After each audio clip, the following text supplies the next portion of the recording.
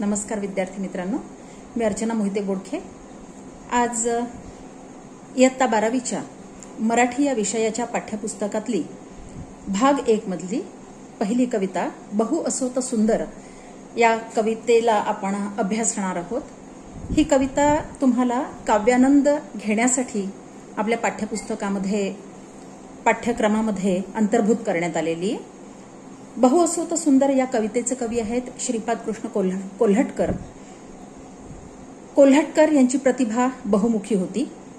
कोल्हटकरांची लेखणी जी होती ती बहुप्रसवा होती आणि म्हणूनच समीक्षक, विनोदी लेखक, कवी, नाटककार, कथाकार, कादंबरीकार अशा विविध रूपांनी त्यांनी मराठी साहित्याला आपलं योगदान दिलेलं आहे। त्यांची बहु असो त सुंदर संपन्न की महा ही कविता, ही काव्यरचना महाराष्ट्र गीत म्हणून सगळीकडे अतिशय लोकप्रिय आहे।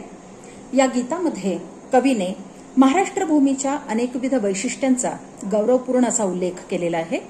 उत्तुंग पर्वतरांगांमध्ये बसलेला, गगनाला गवसणी घालणाऱ्या, आकांक्षा बाळगणारा महाराष्ट्र आम्हाला सर्वात प्रिय आहे असे गौरवपूर्ण उद्गार या गीतात कवीने काढले आहेत। अंतःकरणाचे औदार्य, सद्गुणांची संपदा आणि नररत्नांची खाण असणारा महाराष्ट्र आम्हाला अभिमानास्पद आहे, हे कवीने अतिशय ओजस्वी वाणीत इथे नमूद केलेले आहे। पराक्रम, भक्ती, वैराग्य या सगळ्या गोष्टी एकाच ठिकाणी आढळणारा प्रदेश ही महाराष्ट्राची वेगळी ओळख प्रस्तुत गीतातून कवीने आपणा सगळ्यांना करून दिलेली आहे। अशा प्रिय महाराष्ट्रामध्ये मराठी भाषेला लोकव्यवहारात गौरवाचे स्थान प्राप्त व्हावे, तसेच महाराष्ट्राच्या थोरवीचे मर्म सर्वांच्या मनात ठसावे अशी अपेक्षा प्रस्तुत ठिकाणी कवी व्यक्त करतो। सर्वप्रथम आपण कवितेचं वाचन बघूयात। बहु असो त सुंदर संपन्न की महा, प्रिय अमुचा एक महाराष्ट्र देश हा। गगनभेदी गिरिविण अणुनचे जिथे उणे, आकांक्षां पुढती जिथे गगन ठेंगणे। अटकेवरी जेथील तुरंगी जल पिणे, तेथ अडे काय जलाशय नदानविणे। पौरुषासी अटक गमे जेथ दुस्सहा, प्रिय अमुचा एक महाराष्ट्र देश हा। प्रासाद कशास जेथ हृदय मंदिरे, सद्भावांचीच भव्य दिव्य आगरे। रत्ना व मौक्तिकाही मूल्य मुळी नुरे, रमणीची कूस जिथे नृमणी खनी ठरे। शुद्धतीचे शीलही उजळवी गृहा, प्रिय अमुचा एक महाराष्ट्र देश हा। नग्न खड्ग करी उघडे बघुनी मावळे, चतुरंग चमूचेही शौर्य मावळे। दौडतच हुकडुनी जवे स्वार जेथले, भासती शतगुणित जरी असती एकले। यन्नामा परिसुनी रिपु शमित बल आहा, प्रिय अमुचा एक महाराष्ट्र देश हा। विक्रम वैराग्य एक जागी नांदती, जरी पटका भगवा झेंडा ही डोलती। धर्म राजकारण समवेत चालती, शक्ती युक्ती एकवटुनी कार्य साधिती। पसरे यात कीर्ती अशी विस्मयावहा, प्रिय अमुचा एक महाराष्ट्र देश हा। गीत मराठ्यांचे श्रवणीमुखी असो, स्फूर्ती दीप्ती धृती ही देत अंतरी ठसो। वचनी लेखनी ही मराठी गिरा दिसो, सतत महाराष्ट्र धर्म मर्म मनी वसो। देह पडो तत्कारणी ही असे स्पृहा, प्रिय अमुचा एक महाराष्ट्र देश हा। विद्यार्थी मित्रांनो, प्रस्तुत कवितेमध्ये कवीने महाराष्ट्रातल्या इथल्या मातीतल्या लोकांची महती वर्णित केलेली आहे। कवी म्हणतात, बहु असो त सुंदर संपन्न की महा। महाराष्ट्र व्यतिरिक्त आणखी पण असे बरेच प्रांत असतील जे सुंदर आहेत, संपन्न आहेत, महान आहेत, परंतु बहु असोत असे बरेच जरी प्रांत असतील ना, तरी सुद्धा प्रिय अमुचा एक महाराष्ट्र देश हा, तरी सुद्धा आमचा महाराष्ट्र देश हा आम्हाला, महाराष्ट्र प्रांत हा आम्हाला अतिशय प्रिय आहे। अच्छा, आपल्याला हा आपला महाराष्ट्र इतका प्रिय वाटण्यामागे अशी काय कारण आहेत बरं? कवीने या सगळ्या कारणांची एक जंत्री इथे दिलेली आहे। का आमचा महाराष्ट्र आम्हाला इतका प्रिय वाटतोय हे सांगताना कवी म्हणतात, गगनभेदी गिरिविण अणुनचे जिथे उणे, म्हणजे आमच्या महाराष्ट्रामध्ये गगनचुंबी असे पर्वत आहेत, एकापेक्षा एक श्रेष्ठ असे नगाधीराज इथे आहेत। इथे या महाराष्ट्रात राहणाऱ्या लोकांना काहीही उणं नाहीये, कशाचीही उणीव नाही, कशाचीच कमतरता नाहीये। आकांक्षांपुढती जिथे गगन ठेंगणे, आणि इतकंच नाही तर इथल्या या मातीतले पर्वत जितके उत्तुंग आहेत तितक्याच इथल्या या मातीतल्या लोकांच्या आकांक्षा, इच्छा आकांक्षा सुद्धा तितक्याच उत्तुंग आहेत. किती बरं उत्तुंग या असाव्यात. या ठिकाणी मला एका संस्कृत सुभाषिताची आठवण होतीये. सुभाषितकार तिथे म्हणतोय, त्यात म्हणतोय, मूकम करोति वाचालम पंगुम लंघयते गिरिम यत कृपातमहम वंदे परमानंद माधवम. या श्लोकाचा पूर्वार्ध प्रथम चरण जर आपण पाहिला तर त्याचा अर्थ असा आहे, मूकम करोति वाचालम पंगुम लंघयते गिरिम. तो परमेश्वर आपल्याला प्रेरणा देतो आणि त्या प्रेरणेने काय होतं माहितीये का, काय चमत्कार घडतो की मुके लोक सुद्धा वाचालम करोती म्हणजे बोलायला लागतात आणि पंगू लोक म्हणजे पायाने अपंग असलेले लोक सुद्धा गिरिम लंघयते म्हणजे पर्वतारोहण करण्याची मनीषा मनी बाळगतात. आपला हा महाराष्ट्र देश इतका महान आहे, इथल्या मातीमध्येच असा काही गुणधर्म आहे की त्यामुळे काय होतं, इथल्या लोकांच्या आकांक्षांपुढे गगन सुद्धा ठेंगणं होतं. आकाशाला सुद्धा गवसणी घालण्याची मनीषा मनी बाळगणारे लोक या महाराष्ट्रामध्ये जन्माला येतात.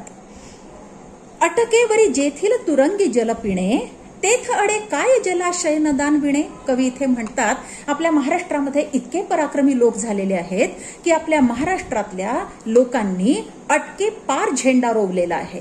आता या ठिकाणी विद्यार्थी मित्रांनो एक ऐतिहासिक संदर्भ आहे आणि तो असा आहे की आपल्या राघोबादादा पेशव्यांनी, रघुनाथराव पेशव्यांनी काय केलं होतं, ते इतके पराक्रमी वीर पुरुष होते की त्यांनी इसवी सन 1752 मध्ये तत्कालीन पंजाब सिंध प्रांतात म्हणजे जो भाग आज पाकिस्तानामध्ये आहे त्या प्रांतातल्या अटक नावाच्या गावी आपला मराठा जरीपटका भगवा झेंडा रोवलेला होता.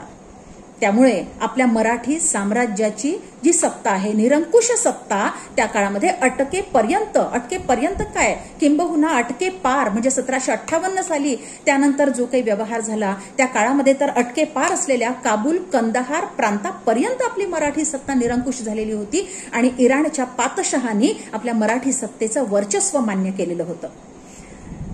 आपल्या महाराष्ट्रातल्या मातीचा, आपल्या उत्तुंग पर्वतांचा हा गुणधर्म असावा कदाचित की तितकंच उत्तुंग यश गाठण्याची मनीषा इथे जन्माला येणाऱ्या लोकांच्या मनात निर्माण होते. कवी इथे म्हणतोय, अटकेवरी जेथील तुरंगी जल पिणे. ज्या महाराष्ट्रातले घोडे, तुरंग किंवा तुरग म्हणजे घोडा, ज्या महाराष्ट्रातले घोडे अटकेवरी म्हणजे अटक नावाच्या गावी जाऊन तिथल्या जलाशयांमधलं पाणी पितात, अशी परिस्थिती जेव्हा असते त्यावेळी तेथ अडे काय जलाशय नदान विणे. तेव्हा आपल्या महाराष्ट्रामधल्या जलाशय किंवा नदांशिवाय आपलं काही अडतच नाही, कारण आपण पार अटकेपर्यंतचे जलाशय आणि नद आपल्या ताब्यात घेतलेले आहेत, आपल्या नियंत्रणात आणलेले आहेत. हा जो अटकेचा जो प्रांत आहे, अटक नावाच्या परिसरातला जो प्रांत आहे त्याला पंचनदाचा प्रांत असं म्हणतात. याचं कारण असं आहे की त्या ठिकाणी 5 मोठमोठ्या नद्या, ज्यांना त्या तिथल्या लोकांची जीवनवाहिनी म्हणून ओळखलं जातं, अशा 5 मोठमोठ्या नद्या त्या प्रांतामध्ये, त्या परिसरामध्ये वाहत असतात. झेलम, चिनाब, रावी, बियास आणि सतलज या 5 नद्या ज्या ठिकाणी वाहतात त्या ठिकाणचा प्रांत म्हणजे पंचनद म्हटलं जातं. आणि हा पंचनद राघोबादादांनी आपल्या मराठा साम्राज्याच्या अखत्यारीत आणलेला होता. ज्या महाराष्ट्रातल्या घोड्यांना अटक या गावाला जाऊन तिथल्या जलाशयांमधलं पाणी सुद्धा पिण्याची क्षमता आपल्या घोड्यांमध्ये, त्यांच्या स्वामींमध्ये आहे, त्यांचं इथल्या जलाशय किंवा नद्यांपासून काय बरं अडणार आहे, कवी विचारतायत. पौरुषासी अटक गमे जेथ दुस्सहा. आपण अटक या शब्दाचा एक अर्थ पाहिला, अटक नावाचं गाव, अटक नावाचा प्रांत, आणि दुसरा अर्थ आहे अटक म्हणजे अटकाव, त्याला विरोध करणं, अटकाव करणं, विरोध करणं. इथल्या मराठी लोकांना दुस्सह काय आहे, अगदी असह्य होणारी गोष्ट काय आहे, पौरुषासी अटक गमे. म्हणजे इथल्या मराठी लोकांच्या पौरुषाला म्हणजे पराक्रमाला जर का कोणी अटकाव घातला, जर का त्याला विरोध केला, तर मात्र ही गोष्ट मराठी लोकांना अजिबात सहन होत नाही. मराठी लोकांसाठी आपल्या पराक्रमाला इतरांनी घातलेल्या मर्यादा ही जी गोष्ट आहे ती अगदी असह्य आहे, अगदी दुस्सह आहे. आणि म्हणून अशा वीररसयुक्त गुणांनी असलेले जे लोक इथे राहतात त्या लोकांनी मिळून बनलेला हा जो महाराष्ट्र देश आहे हा माझा अतिशय प्रिय प्रांत आहे असं आपले कवी म्हणतायत. आता दुसऱ्या कडव्याकडे आपण वळूयात. प्रासाद कशास जेथ हृदय मंदिरे. कवी म्हणतायत या आमच्या महाराष्ट्रामध्ये सगळ्या लोकांची मन इतकी स्वच्छ शुद्ध आहेत की प्रत्येकाचं हृदय म्हणजे जणू काही मंदिर आहे. मग ज्या ठिकाणी, ज्या प्रांतामध्ये प्रत्येक व्यक्तीचं मन इतकं शुद्ध आहे, प्रत्येक व्यक्तीचं हृदयच जणू काही एक मंदिर आहे, त्या ठिकाणी उच्च, अतिशय उंच आणि भव्य दिव्य अशा प्रासादांची गरजच काय आहे? सद्भावांचीच भव्य दिव्य आगरे, सद्भावनांनी युक्त असलेली इथल्या मराठी लोकांची मनं हीच इथली भव्य दिव्य उत्तुंग अशी भवनं आहेत. रत्ना व मौक्तिका ही मूल्यमुळी नुरे. आमच्या महाराष्ट्रामध्ये रत्न किंवा मोती जे आहेत ना, मौक्तिका म्हणजे मोती, यांना अजिबात मूल्य नाहीये. यांना मूल्य मुळी नुरे, न उरे, म्हणजे यांच्यासाठी काही मूल्यच नाहीये, यांची काही किंमत केली जात नाही. का माहितीये का? कारण या रत्नांपेक्षा, या मोत्यांपेक्षाही जास्त मौल्यवान असलेली रत्न, असलेली हिऱ्यांची खाण आमच्या महाराष्ट्रात आहे. आणि ती कोणती आहे बरं? रमणीची कूस जिथे नृमणी खनी ठरे. म्हणजे काय? आपल्या महाराष्ट्रातल्या प्रत्येक स्त्रीच्या पोटी असे पराक्रमी वीर जन्माला येतात की इथल्या महाराष्ट्रातल्या प्रत्येक रमणीची, प्रत्येक स्त्रीची जी कूस आहे ती नृमणी म्हणजे काय? नररत्नांची खनी म्हणजे खाण, नररत्नांची खाण आहे. मला सांगा, जिथे घरोघरी नररत्नांची खाण आहे तिथल्या लोकांना या अशा भौतिक असलेल्या, ऐहिक असलेल्या, लौकिक असलेल्या रत्नांची किंवा मोत्यांची काय बरं पर्वा असणार आहे? शुद्धतीचे शील ही उजळवी गृहा. त्यामुळे महाराष्ट्रातलं प्रत्येक घर जे आहे ना, ते अशा रत्नांच्या प्रभेनं, रत्नांच्या तेजानं उजळवलं जात नाही बरं. ते कशामुळे उजळवलं जातं? तर महाराष्ट्रातल्या ज्या स्त्रिया आहेत, नृमणी खनी ठरणाऱ्या म्हणजे नररत्नांची खाण म्हणजे ज्यांची कूस आहे, अशा ज्या स्त्रिया आहेत त्या पतिव्रता स्त्रियांच्या शीलामुळे, त्यांच्या शुद्ध चारित्र्यामुळे प्रत्येक घर इथे उजळवलं जातं. आणि म्हणूनच कृत्रिम प्रकाशाची महाराष्ट्रातल्या घरांना अजिबात गरज नाही, अजिबात आवश्यकता नाही असं कवी म्हणतात. आणि म्हणूनच असा प्रांत जगाच्या पाठीवर कुठेही नसावा. आणि हेच कारण आहे की आपल्या कवीला आपला हा महाराष्ट्र देश अतिशय प्रिय वाटतो. तिसऱ्या कडव्याकडे आता आपण वळतोय. नग्न खड्ग करी उघडे बघुनी मावळे, चतुरंग चमूचेही शौर्य मावळे. इथे पहिल्या कडव्यातला मावळे शब्द आणि दुसऱ्या कडव्यातला मावळे शब्द यांचे अर्थ भिन्न आहेत. ज्याप्रमाणे आपण अटक या शब्दाचे दोन अर्थ पाहिले, 2 ओळींमध्ये आलेल्या अटक शब्दांचे 2 अर्थ आहेत वेगवेगळे, त्याचप्रमाणे इथे पहिल्या कडव्यातला मावळे हा शब्द जो आहे तो शिवाजी महाराजांच्या काळातल्या मावळे जे लोक होते, म्हणजे जे मावळे होते सर्वसामान्य लोक होते, शिवाजी महाराजांसाठी सैन्य म्हणून या महाराष्ट्रासाठी जुळलेले त्यांच्यासोबत, त्या लोकांना उद्देशून आहे. आणि दुसऱ्या ओळीमधला जो मावळे शब्द आहे, तिसऱ्या कडव्यातल्या दुसऱ्या ओळीतला, तर त्याचा अर्थ मावळे म्हणजे मावळणे. मावळणे म्हणजे काय? तर लयास जाणे, लीन होऊन जाणे. नग्न खड्ग करी उघडे बघुनी मावळे. आपले महाराष्ट्रातले मावळे कसे आहेत माहितीये का? त्यांच्या करी म्हणजे त्यांच्या हाती ही नग्न तलवार असते. म्हणजे काय? म्यानबद्ध तलवारी घेऊन आपले मावळे वावरत नाहीत बरं, तर उघडी तलवार घेऊन आपले मावळे सगळीकडे वावरत असतात.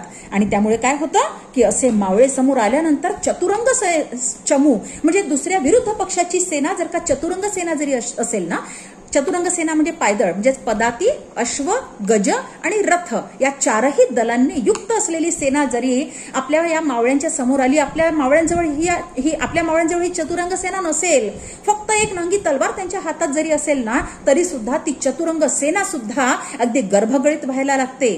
का माहितीये? आपले मावळे कसे होते? आपले मावळे अतिशय शूर होते. किती शूर होते? तर आपल्या मावळ्यांमध्ये अगदी मोठ्या लोकांपासून, शेलार मामांसारख्या वृद्धांपासून ते छोटे छोटे कुमार वयातली मुलं सुद्धा सैनिक म्हणून आपल्या मातीच्या रक्षणासाठी आपल्या शिवाजी महाराजांच्या सेनेमध्ये भरती झालेली होती. या संदर्भात एक कविता मला आठवते, वाभा पाठकांची कविता आहे, खबरदार जर टाच मारुनी जाल पुढे चिंधड्या नावाची. या कवितेतला प्रसंग असा आहे की शिवाजी महाराज एकदा असं ठरवतात की आपल्या राज्यामध्ये सगळं कसं काय आहे, आपण ज्या लोकांना आपल्या राज्याचं रक्षण करण्याची जबाबदारी दिलेली आहे ते लोक सगळं व्यवस्थित निभावत आहेत ना आपली जबाबदारी की नाही, हे पाहण्यासाठी ते एकदा वेषांतर करून आपल्या गावाच्या सीमेवर येतात, महाराष्ट्राच्या सीमेवर येतात. आणि वेषांतर करून आल्यानंतर त्यांना ते महाराष्ट्राच्या सीमेच्या आत प्रवेश करू बघतात. तोच काय होतो की एक छोटा मुलगा, मावळा म्हणून ज्याला तिथली जबाबदारी दिलेली असते त्या सीमेचं रक्षण करण्याची, तो छोटासा मावळा त्यांना आडवा येतो आणि त्यांना काय म्हणतो माहितीये, खबरदार जर टाच मारुनी जाल पुढे चिंधड्या, उडवीन राई राई एवढ्या. आणि पुढे मग शिवाजी महाराज त्याची थट्टा करतात, त्याची चेष्टा करतात, काय तू एवढासा पोर, इतका छोटासा मुलगा आणि मला उडवण्याची तू हिंमत करतोयस. मग त्यावर तो छोटासा मुलगा काय म्हणतो माहितीये, तो मावळा काय म्हणतो, हा मर्द मराठ्याचा आम्ही बच्चा असे, हे हाड ही माझे लेचे पेचे नसे, या नसा नसांतून हिंमत बाजी वसे. हे ऐकल्यानंतर आणि त्यामुळे तुम्ही काय करा, तुम्ही या वेशीच्या आत एक पाऊल सुद्धा ठेवायचं नाही, कारण तुम्ही जर असं केलं तर माझ्या या खडगाने, माझ्या या तलवारीने तुमच्या देहाच्या मी चिंधड्या उडवून टाकीन. शिवाजी महाराजांना वाटतं की या मावळ्याची जर आपण परीक्षा घ्यावी, आपण त्याला थोडीशी भीती दाखवावी आणि बघावं मग की तो काय प्रतिक्रिया देतो त्यावर ते. त्यामुळे शिवाजी महाराज म्हणजे वेषांतर केलेला घोडेस्वार, तो वेषांतर केलेला घोडेस्वार त्या छोट्याशा मावळ्याला म्हणतो, हे खडगाचे बघ पाते किती चमकते, अणकुचीदार अति भाल्याचे टोकते, यापुढे तुझी वद हिंमत का राहते. हे म्हटल्यानंतर शिवाजी महाराजांच्या तोंडून हे शब्द ऐकल्यानंतर तो मावळा अगदी द्वेषाने चिडून उठतो. तो म्हणतो की या तलवारीची मला काय भीती दाखवताय, आमचे राजे कोण आहेत माहितीये का तुम्हाला, तुम्हा सारखे असतील किती लोळविले नरमणी, अमुच्या शिवबाने भररणी, मी असे इमानी चेला त्यांचे कडे, हुकुमा विण त्यांच्या समजा, याचे पुढे देईन जाऊ मी शूरवीर फाकडे. पुन्हा सांगतो, खबरदार जर टाच मारुनी जाल पुढे, चिंधड्या उडविन राई राई एवढ्या. हे पाहिल्यानंतर शिवाजी महाराजांना भरून येतं. शिवाजी महाराजांना असं वाटतं की मी ज्या लोकांची माझ्या राज्याच्या रक्षणासाठी इथे नियुक्ती केलेली आहे ती अतिशय योग्य आहे. हा इतका छोटासा मावळा असून सुद्धा किती हिंमतवान आहे, मी दिलेली जबाबदारी किती योग्यरित्या तो निभावतोय. आणि म्हणून शिवाजी महाराज आपलं खरं स्वरूप त्याच्यासमोर उघड करतात आणि त्याला म्हणतात, आहेस इमानी माझा चेला खरा, चला इनाम घे हा माझा शेला तुला, पण बोल सावळ्या, बोल पुन्हा एकदा, खबरदार जर टाच मारुनी जार पुढे चिंधड्या, उडवीन राई राई एवढ्या. मुलांनो, इतक्या छोट्याशा सावळ्या नावाच्या मावळ्यामध्ये जर का इतकी अपार अगाध अशी हिंमत भरलेली आहे, ठासून भरलेली आहे, तर मला सांगा, असे मावळे ज्यावेळी चतुरंग शत्रू सेनेसमोर येत असतील त्यावेळी त्यांची भीतीने किती गाळण उडत असणार. तर असे हे जे मावळे आहेत, या मावळ्यांबद्दल बोलताना कवी म्हणतो, दौडतच हो कडुनी जवे स्वार जेथले, भासती शतगुणित जरी असती एकले. ज्यावेळी असे मावळे बघा, विरुद्ध पक्षाच्या शत्रुसेनेजवळ काय आहे, चतुरंग सेना आहे, त्यांच्याजवळ पदाती दल आहे, त्यांच्याजवळ अश्वदल आहे, गजदल आहे, रथदल आहे आणि इतक्या सगळ्या वेगवेगळ्या प्रकारच्या सैन्यांनी युक्त असलेली चतुरंग सेना सुद्धा ज्यावेळी केवळ एक नंगी तलवार हाती, नग्न खडगा हाती घेऊन आलेल्या मावळ्यांना पाहून सळसळ कापते, गर्भकळीत होऊन जाते.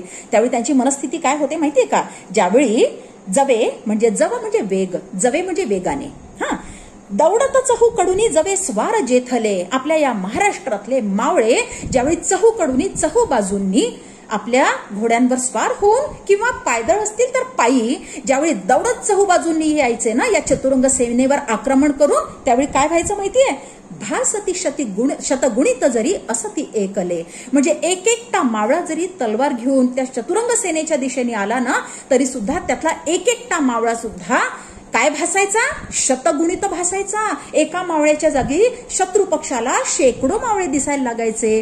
आणि अशा पद्धतीने आपले मावळे अतिशय शौर्याने लढून, अर्थात पहिल्यांदा तर या मावळ्यांना पाहूनच शत्रुसेना अगदी गारद व्हायची आणि त्यानंतर मावळ्यांचा पराक्रम ज्यावेळी ते मावळे गाजवायचे त्यावेळी तर चतुरंग सेना असो की कुठलीही सेना असो ती हार मानतच असे. अहो इतकंच काय, म्हणजे कधी कधी तर असं व्हायचं की सेनेला लढण्याचं काम पण पडायचं नाही. असं तुम्ही ऐकलं असणार की असं म्हणतात की संताजी घोरपडे आणि धनाजी जाधव या लोकांची मुघलांच्या मनामध्ये, मुघल सैनिकांच्या मनामध्ये इतकी दहशत होती की समजा मुघल सैनिकांचे घोडे पाणी पिण्यासाठी नदीवर गेलेले असताना किंवा जलाशयावर गेलेले असताना जर का फुरफुरायला लागले तर मुघल सैनिक आपल्या घोड्यांना विचारायचे म्हणे की काय रे, तुला पाण्यात संताजी धनाजी दिसतायत का. म्हणजे आपल्या मराठी मावळ्यांनी असं म्हणतात की मोगल सैनिकांच्याच नव्हे तर त्यांच्या घोड्यांच्या सुद्धा मनामध्ये आपली दहशत निर्माण करून ठेवलेली होती. आणि म्हणून ही पुढली ओळ अतिशय सार्थक आहे, ज्यावेळी कवी म्हणतात यन्नामा परिसुने रिपू शमित बल आहा.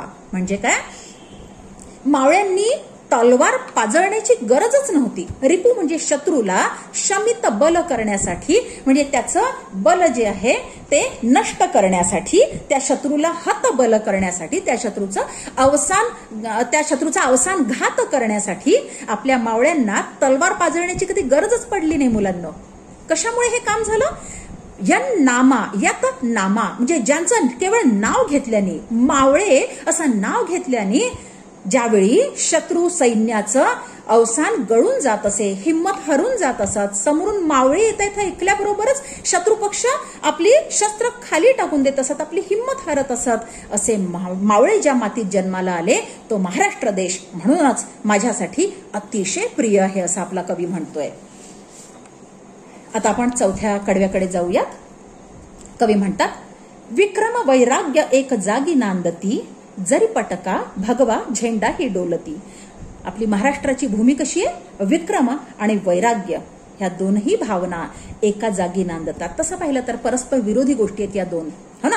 विक्रम म्हणजे पराक्रम, जो इहलोकामध्ये आपल्याला या लौकिक जगामध्ये, या भौतिक जगामध्ये आपल्याला गाजवायचा असतो. आणि वैराग्य म्हणजे मनाने संपूर्णपणे विरक्त असणं, या जगापासून आपण वेगळे होतोय, हळूहळू आपण आपल्या मोक्ष प्राप्तीच्या मार्गाकडे जातोय, ही भावना आपल्या मनात निर्माण करणं म्हणजे विरक्तीची भावना मनात निर्माण करणं किंवा वैराग्य धारण करणं. पण आपल्या महाराष्ट्राची महती मात्र अशी आहे की आपल्या महाराष्ट्रामध्ये जन्माला आलेल्या लोकांच्या मनामध्ये जितकं विक्रमाला महत्व आहे तितकंच वैराग्य सुद्धा महत्वपूर्ण आहे. याचं सर्वोत्कृष्ट उदाहरण आपल्याला असं देता येईल. यासाठी आपल्यासाठी तसे जबरदस्त असे पथदर्शक आहेत. आपल्यासाठी शिवाजी महाराज आहेत, आपल्यासाठी समर्थ रामदास आहेत, आपल्या समोर तुकाराम महाराज आहेत. शिवाजी महाराज हा खरं तर एक स्वतंत्र व्याख्यानाचा विषय आहे. त्यांना 2-4 वाक्यांमध्ये त्यांचं वर्णन करणं खरं तर इतकं सोपं नाहीये.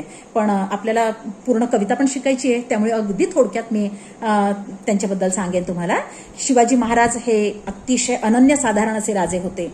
स्वतःच्या पराक्रमाने आणि स्वतःच्या व्यवस्थापन शास्त्रातल्या कसबामुळे, कौशल्यामुळे एकमेवा द्वितीय ठरलेले असे ते आपले महाराष्ट्राचे राजे होते. मात्र एका छोट्याशा प्रांतातले ते राजे असले तरी सुद्धा त्यांच्या कर्तृत्वाने मुलांना ते इतके महान ठरले की आजही पाश्चात्य देशांमधल्या युनिव्हर्सिटीजमध्ये, विश्वविद्यालयांमध्ये शिवाजी महाराजांना मॅनेजमेंट गुरु म्हणून ओळखलं जातं आणि त्यांचा अभ्यास केला जातो. मॅनेजमेंट स्किल्ससाठी त्यांचा अभ्यास केला जातो. आपल्या या शिवाजी महाराजांचे गुरु कोण होते? शिवाजी महाराज विक्रम पराक्रम गाजवणारे होते. आपल्या शिवाजी महाराजांचे जे गुरु होते ते कोण होते? शिवाजी महाराजांचे 2 गुरु होते. एक होते समर्थ रामदास स्वामी आणि दुसरे होते तुकाराम महाराज. हे दोनही गुरु जे होते त्यांनी पराक्रम आणि वैराग्य या दोहोंची सांगड घालून तसा उपदेश महाराष्ट्रातल्या लोकांना केलेला होता.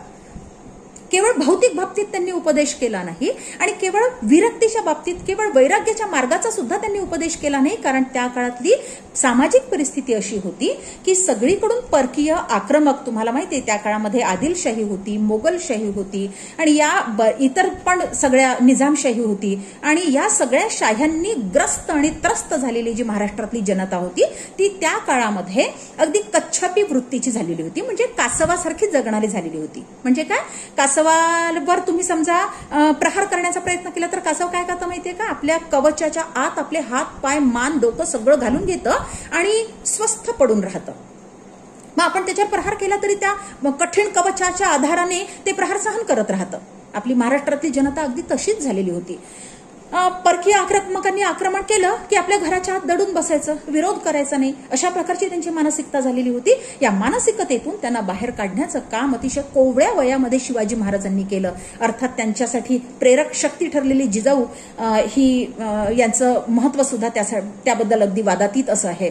तर या शिवाजी महाराजांना अगदी यथायोग्य साथ दिली त्यांच्या प्रयत्नांमध्ये ती समर्थ रामदास स्वामींनी आणि तुकाराम महाराजांनी.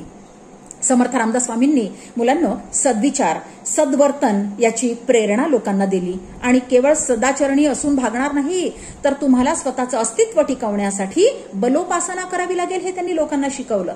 आणि बलोपासना करण्यासाठी हनुमानाची मंदिरं त्यांनी गावोगावी उभारली. लोकांना सांगितलं की पहिल्यांदा शारीरिक बल मिळवा आणि त्यानंतर तुम्ही आध्यात्मिक बलाकडे प्रयाण करा. पण पहिल्यांदा जोपर्यंत तुम्ही शारीरिक बल मिळवणार नाही, स्वधर्माचं रक्षण करणार नाही, तोपर्यंत तुम्ही परमार्थाकडे किंवा वैराग्याकडे जाऊच शकणार नाही. कारण तुम्ही उराल तोपर्यंत तर तुम्ही जाऊ शकणार ना. त्यामुळे सगळ्यात पहिल्यांदा तुम्ही स्वरक्षण करणं शिका. ही अतिशय महत्वाची शिकवण समर्थ रामदासांनी त्या काळातल्या लोकांना दिली, महाराष्ट्रीय जनांना दिली.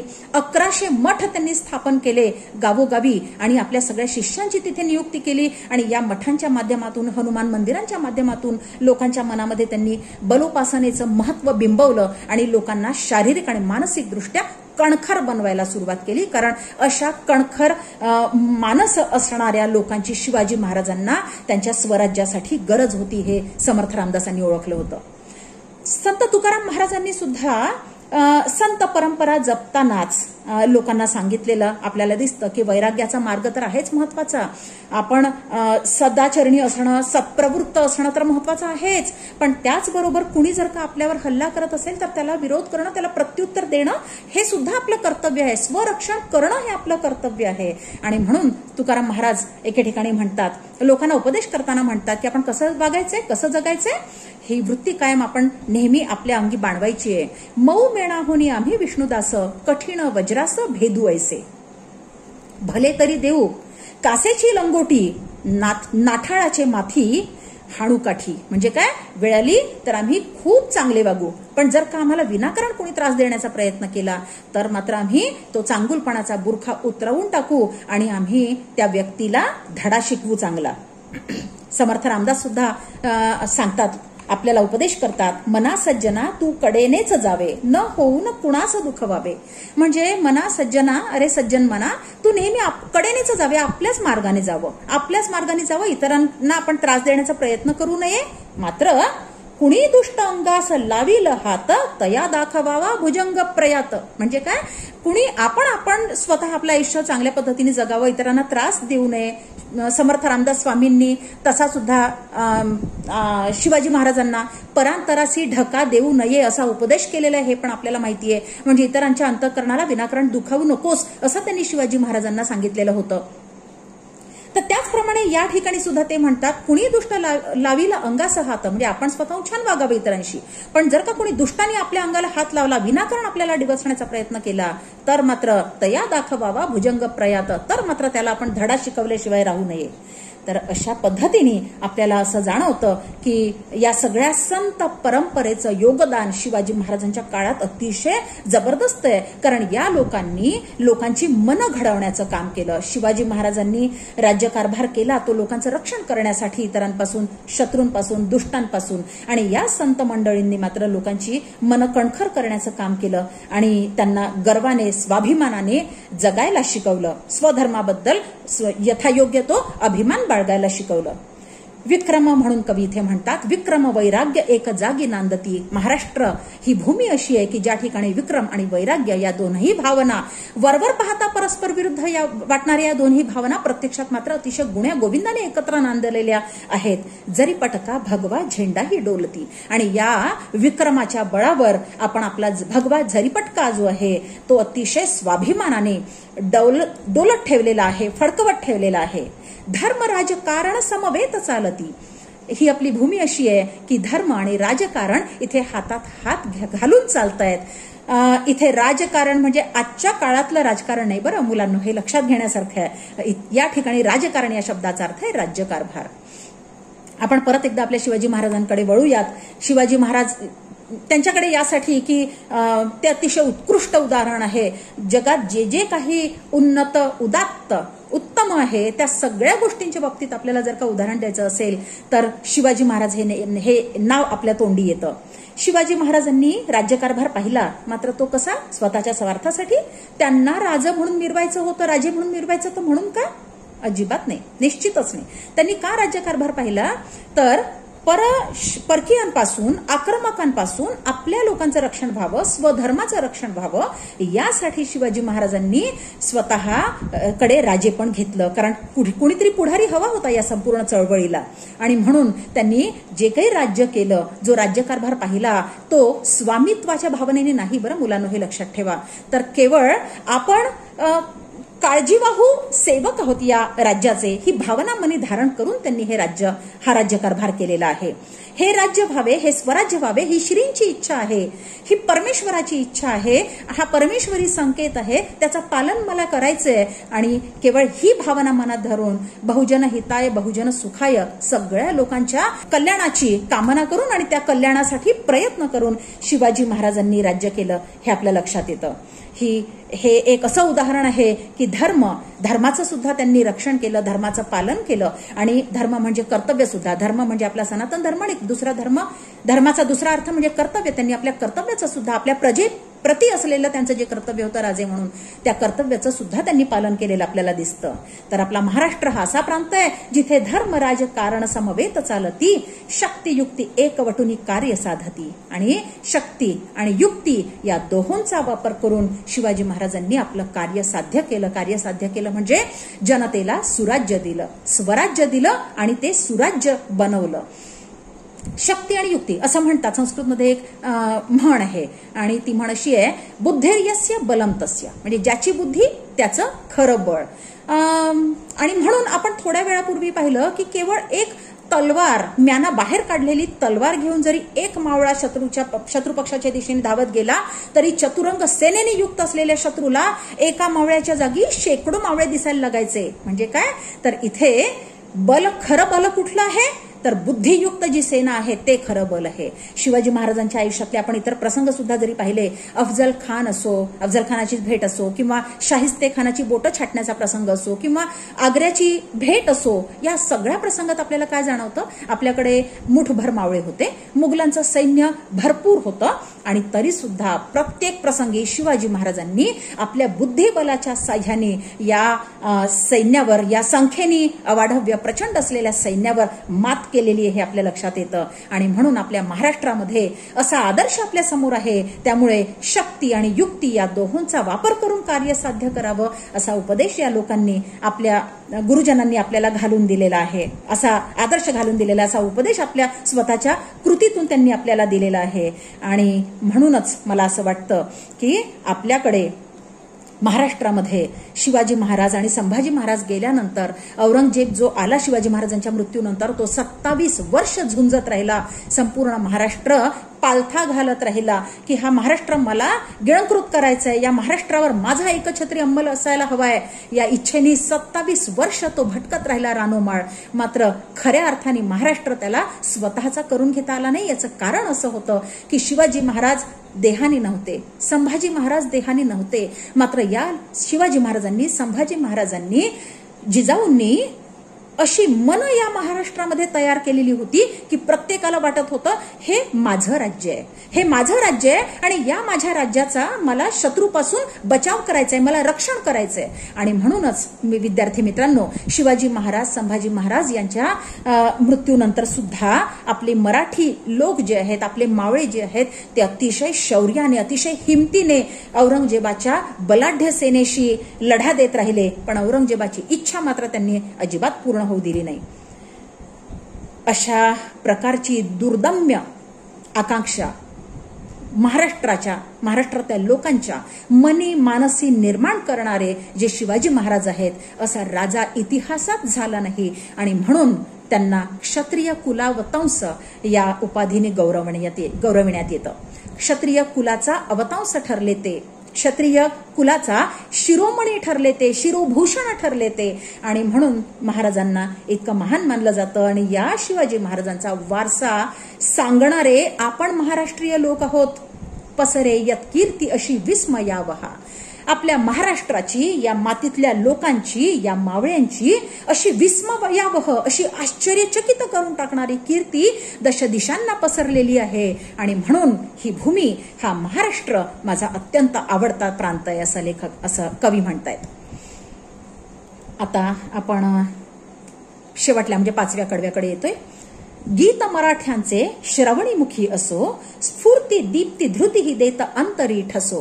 गीत मराठ्यांचे श्रवणीमुखी असो. इतका अगाध पराक्रम गाजवणारे जे मराठी लोक आहेत ना, या मराठ्यांच्या पराक्रमाचं गीत मुलांनो आपण आपल्या श्रवणी ठेवलं पाहिजे. आपण सतत ऐकत राहिलो पाहिजे. त्यातून प्रेरणा आपल्याला मिळेल म्हणून आपण हे आपल्या मुखी ठेवायला पाहिजे. म्हणजे मराठ्यांच्या पराक्रमाची गाथा आपण आपल्या मुखातून सतत वदत राहिलो पाहिजे. ज्यावेळी मराठ्यांच्या पराक्रमाची ही गाथा आपल्या श्रवणी नित्य असेल, आपल्या मुखी नित्य असेल, नांदेल, त्यावेळी काय होईल, खऱ्या अर्थाने त्यांची प्रेरणा आपल्याला सतत मिळत राहील. आणि सदोदित मिळालेल्या या प्रेरणेमुळे आपल्याला सुद्धा त्यांच्यासारखा पराक्रम, आपल्या आजच्या संदर्भात वेगळी क्षेत्र आहेत आपली पराक्रम गाजवण्याची, मात्र त्या आपल्या क्षेत्रामध्ये तसं सर्वोत्कृष्ट ठरण्याची प्रेरणा आपल्याला हे मराठ्यांची गाथा देईल. मला इथे एक सांगावं असं वाटतं की इथे मराठा हा जो शब्द आहे हा जातीवाचक म्हणून आलेला नाहीये. म्हणजे मराठा जातीचे लोक असा इथे अर्थ आपल्याला घ्यायचा नाहीये. तर मरहट्टे ते मराठे, मरतील पण हटणार नाहीत युद्धभूमीवरून, अशा वृत्तीचे जे लोक आहेत ते मराठे. या अर्थाने हा असा एक व्यापक शब्द इथे आलेला आहे मराठे. त्यामुळे त्यामध्ये मरतील पण हटणार नाहीत, आपली कार्यसिद्धी झाल्याशिवाय पाऊल आपलं मागे घेणार नाही, या वृत्तीने जगणारे जे जे लोक आहेत महाराष्ट्रातले त्या सगळ्या लोकांना, त्या तमाम लोकांसाठी हा एक शब्द आलेला आहे मराठे. ठीक आहे. तर या मराठ्यांची ही जी आपली गाथा आहे पराक्रमाची ही आपण सतत ऐकली पाहिजे, सतत आपण इतरांना सांगितली पाहिजे. त्यामुळे काय होईल माहितीये का, स्फूर्ती, आपल्याला त्यातून प्रेरणा मिळेल. दीप्ती म्हणजे त्या मराठ्यांच्या गाथा ऐकल्यानंतर त्या मराठ्यांच्या ठाई जे ओज होतं, जे तेज होतं ते आपल्यामध्ये येईल, ते आपण धारण करू. आणि धृती म्हणजे धैर्य, त्यांच्यासारखं असामान्य धैर्य आपल्या ठिकाणी निर्माण होईल. स्फूर्ती दीप्ती धृती ही देत अंतरी ठसो. या स्फूर्ती, ही प्रेरणा, हे तेज, हे धैर्य, या सगळ्या गोष्टी मराठ्यांमध्ये ज्या होत्या त्या सगळ्या आपल्या अंतरी, आपल्या अंतरात्म्यामध्ये ठसायला हव्या आहेत, कायम स्वरूपी राहायला हव्या आहेत. यासाठी मुलांनो या सगळ्या गोष्टींचं आपण श्रवण केलं पाहिजे, आपण इतरांना त्या सांगितल्या पाहिजेत. वचनी लेखनी ही मराठी गिरा दिसो. आपल्या वचनी म्हणजे आपल्या बोलण्यात, आपल्या लेखनी म्हणजे आपल्या लिखाणात सुद्धा मराठी गिरा म्हणजे भाषा, मराठी भाषा दिसायला हवी आहे. सतत महाराष्ट्र धर्म मर्म मनी वसो. आणि सतत आपल्या महाराष्ट्राचा उद्धार व्हावा, विकास व्हावा. आपला महाराष्ट्र आपण अतिशय उच्च अशा ठिकाणी नेऊन ठेवावा प्रगतीच्या बाबतीमध्ये. हा ध्यास मनी आपण सतत बाळगला पाहिजे. हा महाराष्ट्र धर्म आहे आपल्याला समर्थ रामदासांनी सांगितलेला. मराठा ती तुका मेळवावा, महाराष्ट्र धर्म वाढवावा. मराठा प्रवृत्तीचे सगळे लोक महाराष्ट्रातले एकत्र आले पाहिजे, एकत्र मिळवले पाहिजे, एकत्र आणले पाहिजेत. आणि अशा पद्धतीने महाराष्ट्र धर्म आपण वाढवला पाहिजे. आहे ती तुके जतन करावे, पुढे आणिक मिळवावे. जेवढं आपण मिळवलेलं आहे शिवाजी महाराजांच्या साह्याने आणि त्या व्यतिरिक्त इतर सगळ्या महान लोकांच्या साह्याने ते तर आपण जतन करावंच, पण आणखी पण आपण ऐश्वर्य, समृद्धी आपल्या महाराष्ट्रासाठी प्राप्त करावी. महाराष्ट्र राज्य करावे जिकडे तिकडे आणि सगळीकडे महाराष्ट्र राज्याचा झेंडा उत्तुंग फडकत राहील. अशा प्रकारचं कार्य या मराठी लोकांनी, महाराष्ट्रातल्या लोकांनी करावं. अशा प्रकारचा उपदेश आपल्याला समर्थ रामदास स्वामी देतात. आणि तोच उपदेश इथे आपल्याला कवी वेगळ्या शब्दात सांगतायत. ते म्हणतात सतत महाराष्ट्र धर्म मर्म मनी वसो. हा महाराष्ट्र धर्म सतत आपल्या मनात वसला पाहिजे. हेच खरं मर्म आहे, हेच खरं इंगित आहे की या पद्धतीने ह्या सगळ्या आपला हा जो अतिशय दैदिप्यमान असा इतिहास आहे, हा इतिहास सतत जर का आपण आपल्या मनात जागता ठेवला तर काय होणार, तर आपण निश्चितच आपला महाराष्ट्र धर्म, आपल्या महाराष्ट्र धर्माचं पालन करू. आणि समर्थ रामदासांच्या स्वप्नातला, शिवाजी महाराजांच्या स्वप्नातला जो महाराष्ट्र आहे तो खऱ्या अर्थाने आपण प्रत्यक्षात अस्तित्वात आणू. त्यानंतर शेवटची ओळ राहिलेली आहे, देह पडो तत्कारणी ही असे स्पृहा. स्पृहा म्हणजे इच्छा. कवी म्हणतायत की ही माझी इच्छा आहे. कवीला महाराष्ट्र प्रांत फार आवडतो, आपण हे पाहिलं. आणि का आवडतो त्याची सगळी कारणं त्यांनी दिली आणि आपण ती आता अभ्यासली सुद्धा. कवी म्हणतायत की ही असे स्पृहा, ही माझी इच्छा आहे, माझी मनीषा आहे की देह पडो तत्कारणी. त्या कारणासाठी माझा देह पडला तरी चालेल, त्या कारणासाठी माझं जीवन कामी आलं तरी चालेल. आणि कोणतं ते कारण, तर सतत महाराष्ट्र धर्म मर्म मनी वसो. सतत महाराष्ट्रासाठी, महाराष्ट्राच्या उन्नतीसाठी, प्रगतीसाठी मला कार्य करता आलं पाहिजे. त्यासाठी मला माझं जीवन जरी कामी लावता आलं, त्यासाठी मला माझं जीवन जरी अर्पण करता आलं तरी चालेल. उलट तसं झालं तर उत्तम. ही एक स्पृहा, ही एक मनीषा, ही एक इच्छा माझ्या मनात आहे. आणि या सगळ्या कारणांमुळे, एकमेवा द्वितीय आपला महाराष्ट्र प्रांत असल्यामुळे मला आपला महाराष्ट्र हा देश अतिशय आवडतो, असं कवी म्हणतोय. ही कविता मुलांनो आपल्याला आपल्या पाठ्यक्रमामध्ये जी दिलेली आहे ती काव्यानंदासाठी दिलेली आहे. म्हणजे कवितेचा आनंद कसा लुटायचा त्यासाठी ही कविता वाचायची, तिचा अर्थ समजून घ्यायचा आणि त्या अर्थाचा आनंद आपण अनुभवायचा, या कारणासाठी ही कविता तुम्हाला देण्यात आलेली आहे पाठ्यपुस्तकामध्ये. त्याचा एक प्रयत्न आपण केला. मला असं वाटतं तुम्हाला कविता कळली असणार, अर्थ कळला असणार. तुम्हाला काही समजा यातलं कळलं नसेल, ही कविता तुम्ही नंतर वाचा आणि त्यात काही अडचण असेल तर तुम्ही मला तुमच्या अडचणी विचारा.